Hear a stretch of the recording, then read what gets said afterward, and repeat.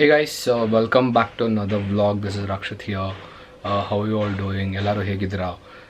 So this vlog is going to be more inclined towards how you can actually buy a ZX6R in India. And I've been looking up to a lot of comments. Sandesh is one of my few subscribers who just commented recently, and there's other guy who just commented asking about what are the other options that I can buy with ZX6R, and multiple other people commented and just want to check what is that they need to have to buy a superbike, and more inclined towards ZX6R itself. So in this video I'm going to make sure that I walk you through all these aspects of it, which is how exactly you can buy ZX6R in terms of monetary things that you need, banks details and everything, so that you can have some context around how exactly you can buy. I'm sorry, I might have to look my phone again and again just because I cannot remember everything, all the data. ZX6R, the reason why I chose ZX6R is the first thing that I want to call out. Reason being, there is a lot of competition. That's what you think, but unfortunately there's no competition with ZX6R. The bike that I wanted to buy was, to be very honest, it was Triumph Daytona. It's one of the legendary bikes and I definitely wanted to have that bike in my garage. Secondly, the reason why I went at ZX6R, pretty much you guys know about the fact that the ZX6R, what exactly is launched in India, BS4 model when I bought it. The recent when Daytona got stopped, it was the BS3, right? It did not meet the emission norms, and I was waiting for the 76Y. About 765, it is not for India, and it is very limited edition. It's a Moto 2 edition, and it's not going to come for India because I was very sure, because back then I was in the US, I inquired about it. So the other options was 765 for US and North America, and rest 765 units of Daytona for rest of the world. So there was no point waiting for the bike because I didn't have much thoughts about it. I'm still a big fan of Daytona because in terms of the flickability that it has when it comes to the ZX6R, it's much better is what I personally feel. And moving on, the first aspect itself, as I said, I'm going to walk in through more about ZX6R itself. So ex-showroom pan-India price is 10,50,000.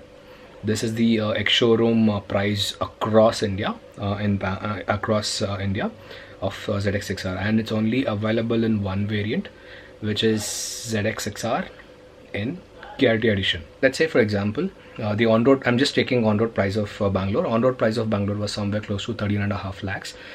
This is just the stock bike, and it doesn't include any sort of accessory or anything that I've made an addition on the bike.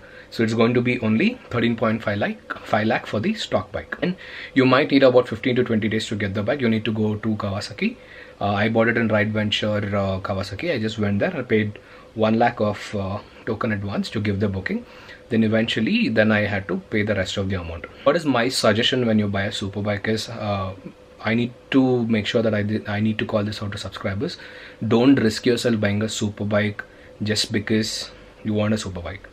It's important for you to spend that huge amount of investment with your hard-earned money is what I personally feel, because the money that you're going to put in is going to stay for at least 3 to 4 years, and it's going to be close to 15 lakhs of investment that you're going to make when you get a bike. Actually take up to 10.49 lakh of ex-showroom complete loan on the bike. So HDFC is one of the partner which works with super bikes as well.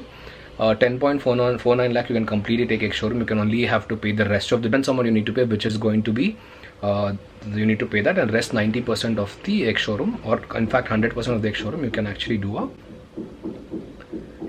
a loan. Just to give you a very basic example, to at least put 70 to 75% or approximately 60% of the loan amount. So let's say if you put a 9 lakh of down payment, very basic example, and there is rest of about 4.5 lakh of loan that you're going to take, right? So it is going to trend anywhere between 14 to 16,000 for 4 years or 3 years, depending upon the amount of money you can pay, right? This is going to be a monthly EMI that you're going to pay to the bank, whichever you are affiliated with, right? And this is going to be for a period of 4 years. So this doesn't include any sort of extra things and everything that you need to invest to consider a bike. So as simple as that, I'll repeat it again.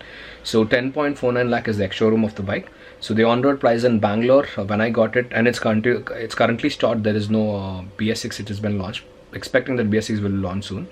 So 13.5 lakh is the on-road. So let's assume that you pay 9 lakh, wherein the 4.5 lakh would be the loan amount, and it's going to trend in between 3 to 4 years depending upon how much you can pay. It's anyway, the monthly EMI would be in between 16 to 17,000 an approximate, right?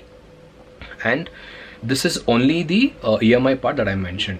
Plus, the moment you get a bike out of the showroom, I have put the complete crash protection, which is rear bobbins, frame sliders, and front fork protectors as well, right? These are the must thing for any super bike that you need to have. So you can actually, I'll just drop a link below. You can just check how exactly I installed the accessory in the showroom. Feel free to watch the link of the YouTube video.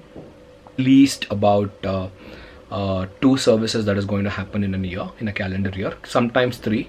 So the first free service is about 7,500. That again is, the link is there in the description. You can just go check that as well. And also on top of it, the fuel expenses, and if you're a fan of exhaust, if you need to install performance parts as well, it's going to anyway increase.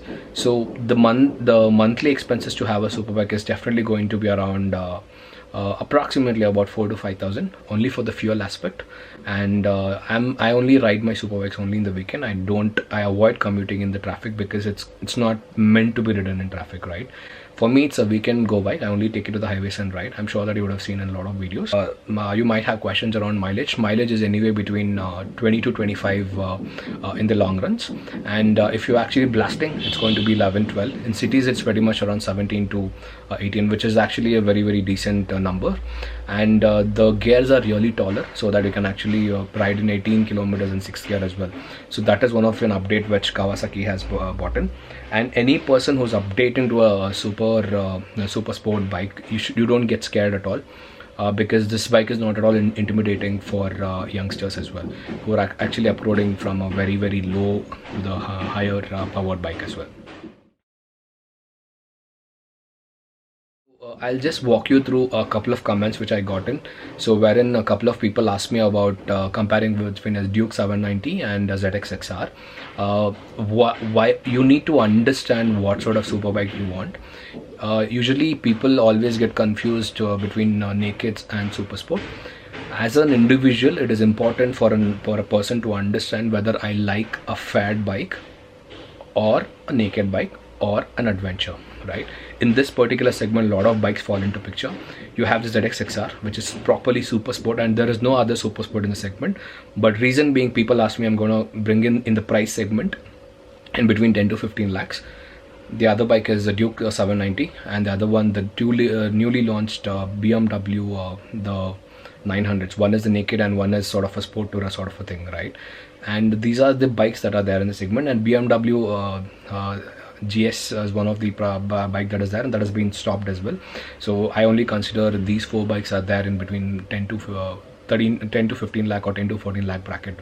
So to keep it very simple, if you love inline 4, if you love super sport, and if you're into a fad motorcycle, this super sport is something which is more track oriented and weekend ride bikes.